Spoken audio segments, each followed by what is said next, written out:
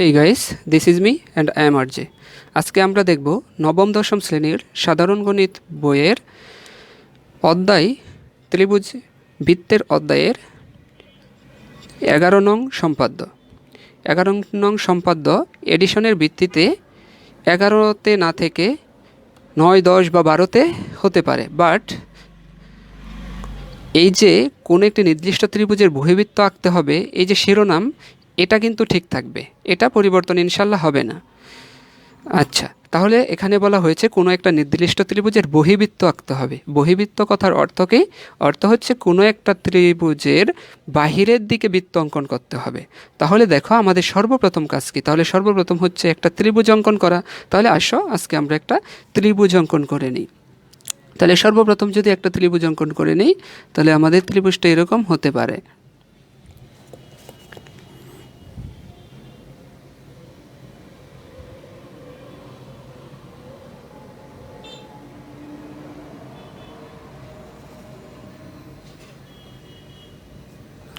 এটা আমাদের একটা কোনো ত্রিভুজ হিসাবে আমরা বিবেচনা করে নিলাম।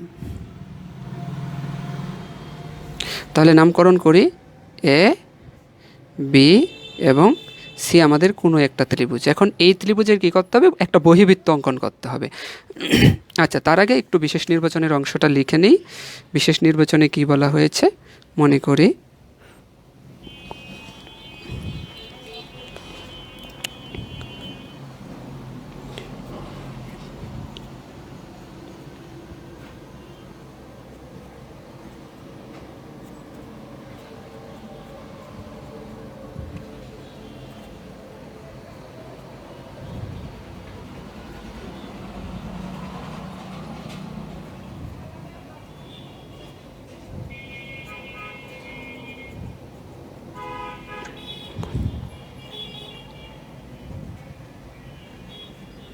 তাহলে দেখো, আমরা বহির্বৃত্ত অঙ্কন করার জন্য সর্বপ্রথম আমাদের করণীয় কি? সর্বপ্রথম আমাদের করণীয় হচ্ছে এই যে এ বি এবং হয় বিসি, অর্থাৎ বিএ এবং বিসি বাহুকে বর্ধিত করে দেব। তাহলে সর্বপ্রথম বিএ বাহুকে যদি বর্ধিত করি, তাহলে এদিকে আমরা বর্ধিত করে দিলাম। বিএ বাহুকে আমরা যদি বর্ধিত করি, এদিকেও করতে পারি। বিএ বাহুকে বর্ধিত করলে এদিকেও আমরা করতে পারি, অনেক দূর পর্যন্ত বর্ধিত করতে পারি, সমস্যা নেই। এইদিকে আমরা বর্ধিত করে দিলাম, বিএ বাহুকে আমরা বর্ধিত করে দিলাম। দেখো, তারপর তাহলে কোন পর্যন্ত? আমরা তাহলে এখানে ই ধরে নিই, ই পর্যন্ত বর্ধিত করে দিলাম। সেমভাবে বিসি বাহুকেও কিন্তু আমরা এদিকে বর্ধিত করে দিতে পারি। সেই ক্ষেত্রে এদিকে যদি বর্ধিত করি, তাহলে সেটা হতে পারে এইদিকে এটার নাম আমরা তাহলে এফ দিয়ে দিলাম, এফ পর্যন্ত বর্ধিত করে দিলাম। এখন আমাদের যেই করণীয়, এখানে দেখো একটা কোণ উৎপন্ন হয়েছে। সেই কোণটার নাম কি? সেই কোণটা আমরা নাম দেখতেছি যে এফ সি এ অথবা এ সি এফ, অর্থাৎ এই কোণের সমদ্বিখণ্ডক অঙ্কন করতে হবে আমাদেরকে এখন। তাহলে এই কোণের সমদ্বিখণ্ডক যদি অঙ্কন করতে চাই, তাহলে আমাদেরকে সর্বপ্রথম একটা পরিমাণ নিয়ে একটা কোণ অঙ্কন করতে হবে। এই দেখো, একটা কোণ আমি অঙ্কন করে নিলাম, একটা কোণ কিন্তু আমি অঙ্কন করে নিয়েছি, লক্ষ্য করো। তাহলে এই কোণের সমদ্বিখণ্ডকটাও বের করে নেই। সমদ্বিখণ্ডক যদি বের করতে চাই, তাহলে অর্ধেকের বেশি পরিমাণ নিয়ে ঘোরালেই সমদ্বিখণ্ডকটা পাবো।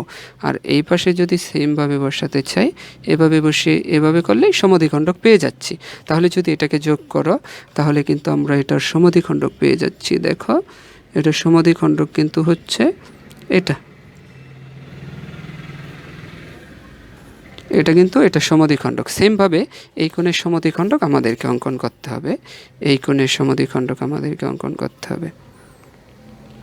তাহলে এই কোণের সমদ্বিখণ্ডক অঙ্কন করলে আমরা এইভাবে নেই, তারপর এইভাবে থেকে এভাবে দেই,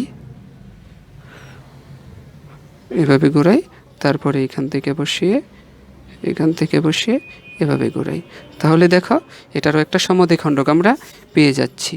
তাহলে এটার সমদ্বিখণ্ডকটা আমাদের এদিক বরাবর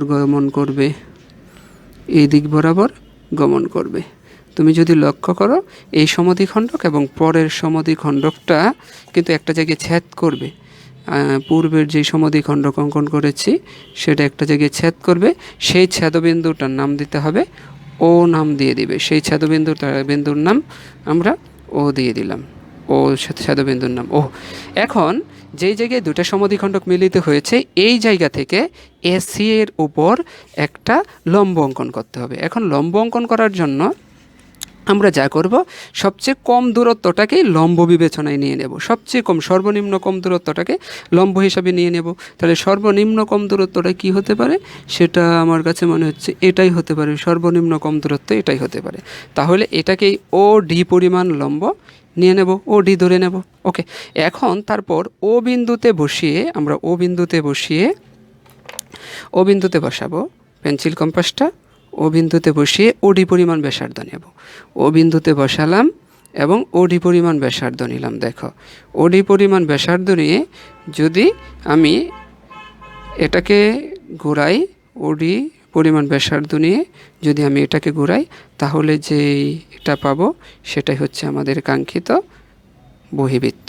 দেখো, আমি ওডি পরিমাণ ব্যাসার্ধ নিয়ে আমি এভাবে ঘোরালাম, তাহলে যেই এটা পাচ্ছি সেটাই হচ্ছে আমাদের কাঙ্ক্ষিত বহিবৃত্ত। দেখো, এটা কিন্তু ত্রিভুজের ভূর্দিতাংশকে এবং ত্রিভুজের একটা বাহুকে স্পর্শ করে চলে গিয়েছে। এই কারণেই এটা আমাদের অন্ত বা বহিবৃত্ত, এটা হচ্ছে বহিবৃত্ত। তাহলে এই কথাটা কিভাবে লিখব, আমরা লিখব সর্বপ্রথম বিএ বাহুকে বর্ধিত করেছি। লিখি বিএ বাহুকে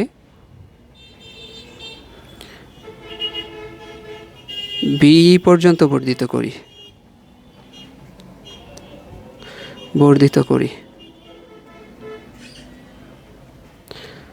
তারপর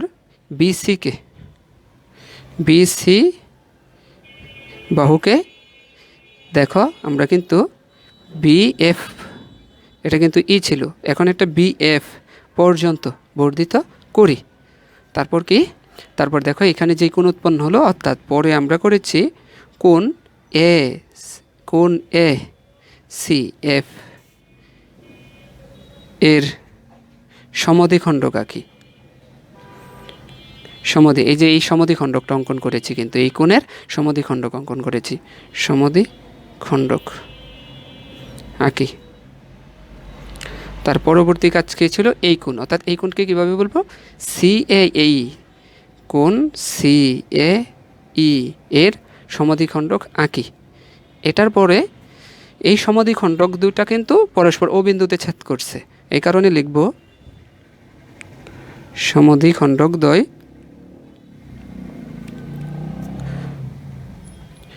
পরস্পর ও বিন্দুতে ছেদ করে।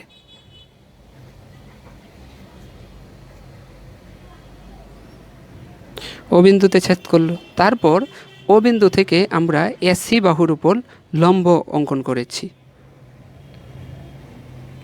ও বিন্দু থেকে এসি বাহুর উপর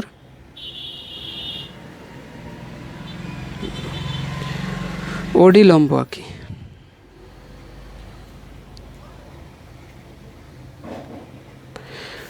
ওডি পরিমাণ ব্যাসার্ধ নিয়ে ওকে কেন্দ্র করে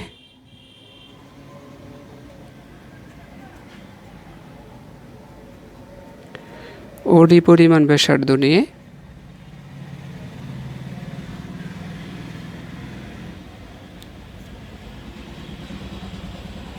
একটি বৃত্ত আঁকি।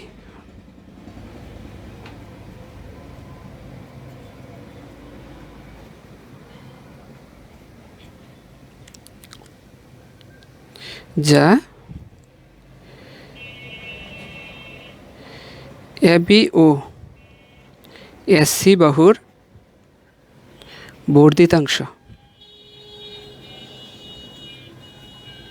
বর্ধিতাংশকে স্পর্শ করে। অতএব এটি নির্ণেয় বহিবৃত্ত।